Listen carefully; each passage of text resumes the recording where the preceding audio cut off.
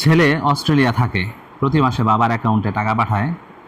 বাবা সেখান থেকে কিছু টাকা তুলে সংসার চালায়, বাকি টাকা জমা থাকে অ্যাকাউন্টে। গত 2 বছর এভাবেই চলছে তাদের সংসার। এরই মধ্যে ছেলের পাঠানো টাকা জমা হতে হতে 10 লাখে পরিণত হয়েছে। এবার ছেলে সেই টাকা তার মায়ের নামে ফিক্সড ডিপোজিট করে রাখতে চায়। বাবাও তাতে খুশি। আজ বাবা মা জনতা ব্যাংকে দাউদকান্দি শাখায় আসেন।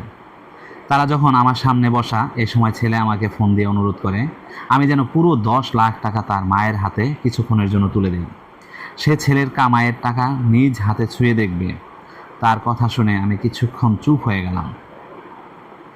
মায়ের সেই ছোট্ট খোকাটি আজ অনেক বড় হয়েছে।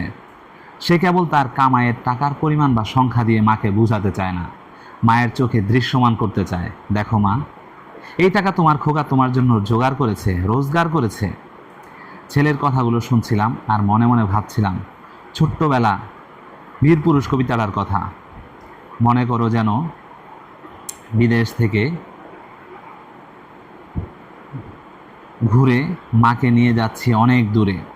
তুমি যাচ্ছ পালকিতে মা চড়ে, দরজা দুটো একটু ফাঁক করে। আমি যাচ্ছি রাঙা ঘোড়ার পরে, টক বগিয়ে তোমার পাশে পাশে। আজকাল তো অনেক মায়েরা জানতেই পারে না তার ছেলের রোজগারের খবর। প্রতিটি মায়ের এমন একটি করে বীরপুরুষ থাকুক। মোহাম্মদ জসিমউদ্দিন, সম্ভবত তিনি একজন ব্যাংকার।